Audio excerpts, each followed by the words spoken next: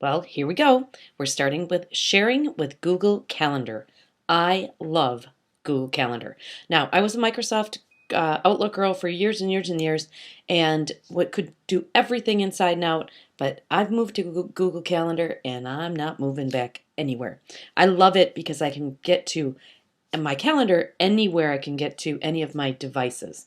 So my calendar is the same on my phone, my iPad, anybody's computer that I can access my calendar. So, most important thing about Google Calendar, first of all, it's living in the cloud, meaning it's out on the internet. And you control who has access to it by the sharing event. So you choose to share or not share. That's very important. And we'll get into it and we'll talk about permissions. You give people, when you share your calendar, if you choose to share your calendar, you give them certain permissions. Can they edit it? Can it just be read only? You're always in control if you build the calendar. So sharing your schedule works great. As we go through this, I want you to think about this from a personal as well as a professional tool that you might be able to use. You can keep your personal stuff completely separate from your professional, and that's all part of that sharing and setting permissions part. I think I love it the best because I can have it on my phone. So anywhere I am, if somebody quick asks me where I am on this certain date, I immediately can go ahead and access it. I don't have to go through some complicated sync. It automatically does it. I'm sure I set that up somewhere, but it's fantastic. The other thing a lot of people use are the notifications or the reminders. You can get those through email or text messages, so you can find out exactly where you're supposed to be at any moment. Well, to get started, you need to have a Google account or a Gmail account. Either one will get you kind of what I always could say under the hood of Google. So once you make that Gmail account, remember your password and don't use a bad password. Okay, remember your password and then just go to google.com and in the upper right hand corner it says log in. And so you want to go ahead and log in with your Gmail account and your password. And one note, a lot of people don't realize that you have to also remember to log out of your Google account, especially if you are at a computer that's more of a public computer and not your own. Google doesn't automatically log you out, just similar to what we're used to when we log into a computer and after a certain amount of time that it logs you out. Google doesn't do that. It's out in the cloud. It doesn't know if your computer's on or your computer's off. But every once in a while it comes back and asks you for your password, but remember to log off of your account. Okay, this is kind of the overview of it. And what I love about this, you can see right here, is the color coding. Each area, each group, each club, each person in your family can have their own color. And then every one of their activities go on the on that color. So you can immediately take a quick glance to see exactly where everybody is, who needs to be where, and what conflicts that you might have. And so that's really important. I love the color coding. The another thing we cannot pass for some people, they also like to print their calendars. I'm not a big paper person, but for those people that like to print it, these calendars print beautifully with their color coding, with your appointments, with everything. So what you're looking at right now is called the month view. We're in the month view, and there's other views, but this is just kind of the month at a glance, so you can go ahead and see this. This is a week view, and you can see each day as it's kind of drilled down a little bit more to the multiple things going on. The one we just saw previous, those were all full day events. See how they're all the one solid color? Those are called full day events, where these are set to a time. So we can have so at a certain time that you can see exactly where everything is. And again, these print beautifully. There's other views. This is the week view. You can have the day view. You can have month, and there's an agenda, and there's also the tasks, and we'll get to those. First of all, calendar settings. You, as the creator of the calendar, are in charge of setting up whatever you'd like with this calendar. Again, remember, you can leave them private that only you logging in can see. or we can go ahead and share them. So we'll get into the sharing and how do you go ahead and do that. First of all, if you don't like the color that Google Calendar gave you, you can go ahead and change the color of your calendar. So you go ahead and do that. If you see over to, and when you look at your calendar over on the left, lists all of your calendars, all 20 something of mine. It lists them all. And when you click on whatever calendar you want, then you can go ahead and make your changes of color, who you're sharing it with, so on and so forth. This is making an event. Just go ahead and make a quick event, put the information in. You can also edit the event at any time.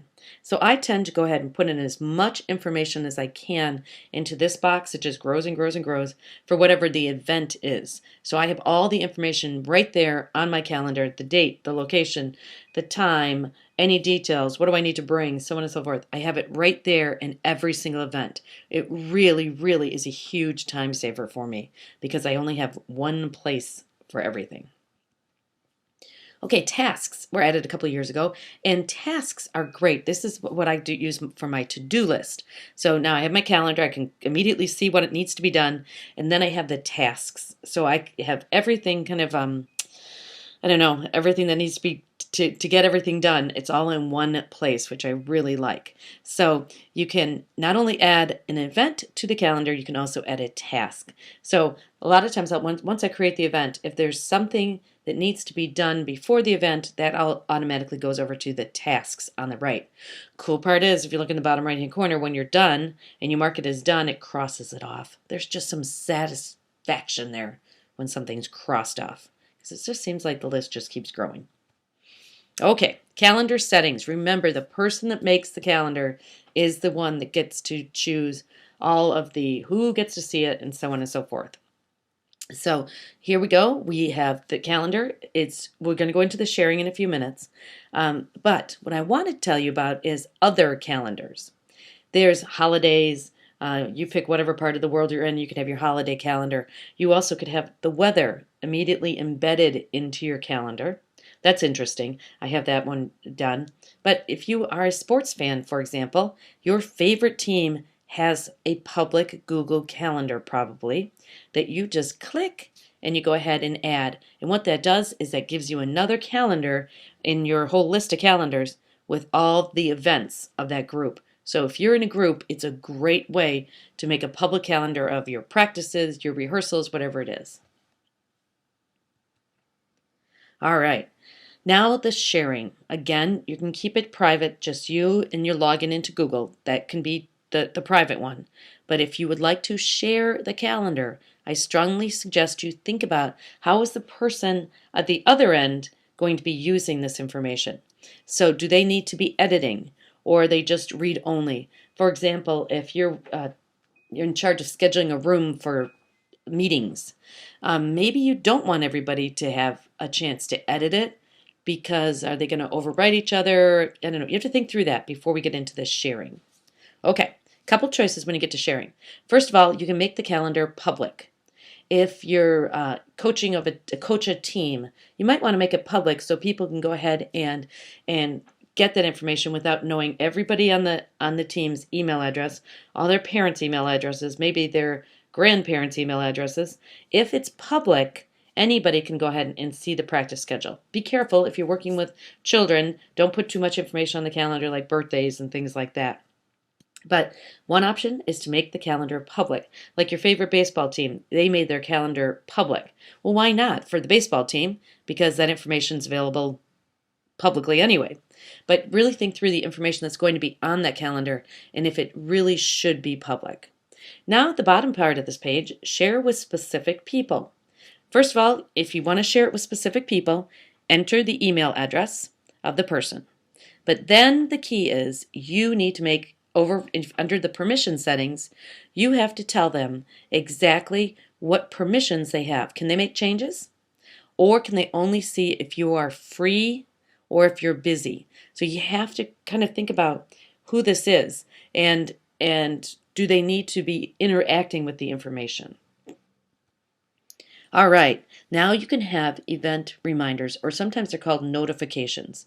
You can have them sent to your cell phone before an event if you want. You pick how many minutes before, how do you want it delivered to you, and then you can go ahead and set up your reminders. I tend not to use this. I think my phone would be going off all the time as my calendar's a little busy some days.